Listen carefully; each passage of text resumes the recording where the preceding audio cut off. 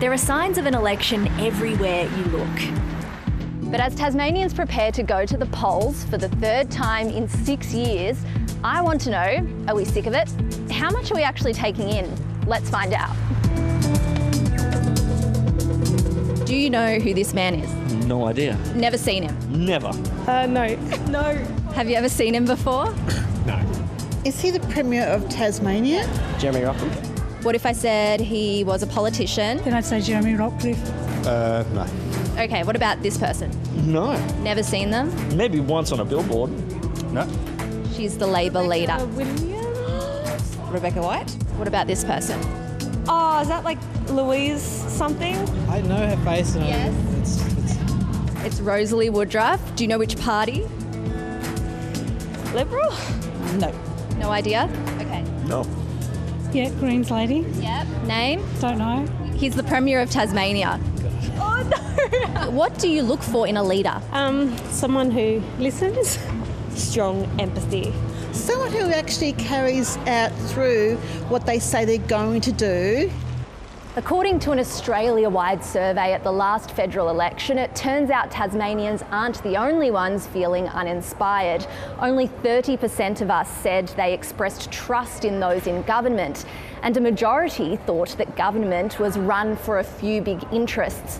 There's been a shift away from major party voting as well at both a state and federal level. It's primarily driven by government performance. For example, the frequent changes of Prime Minister that we saw during the 2010s were a factor in undermining people's attitudes towards government. And Tasmanians have watched their fair share of political infighting and drama, with minority government, disaffected members, resignations and frequent ministerial changes. It doesn't instill confidence, I think, amongst the public that these very serious problems are going to be dealt with in a kind of stable and unified way. But experts agree, just because voters feel increasingly cynical, it doesn't mean they're disengaged. Meet Nina Rogers. She's chosen to get active this election with not one, but two corflutes supporting an independent candidate. I don't trust in politics the way it's been delivered at this point in time. I believe in our institutions, and I think a vigorous democracy is incredibly important. But the focus on party politics is really off-putting. But she doesn't want to walk away from political engagement. She wants to see things get better.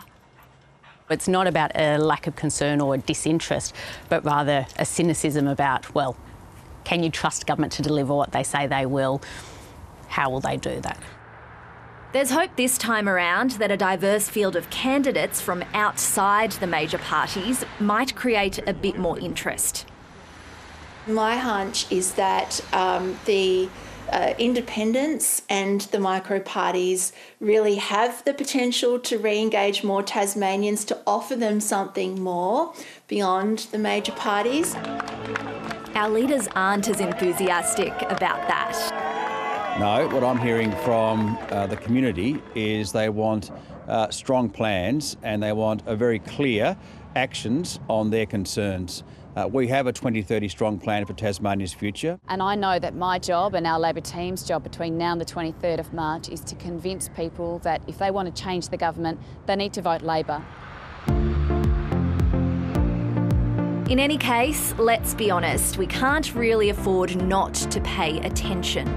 There are so many issues right now that touch almost everyone around Tasmania, from education to health to housing to public transport. So I think there wouldn't be anyone in Tasmania who doesn't interact with those policy areas.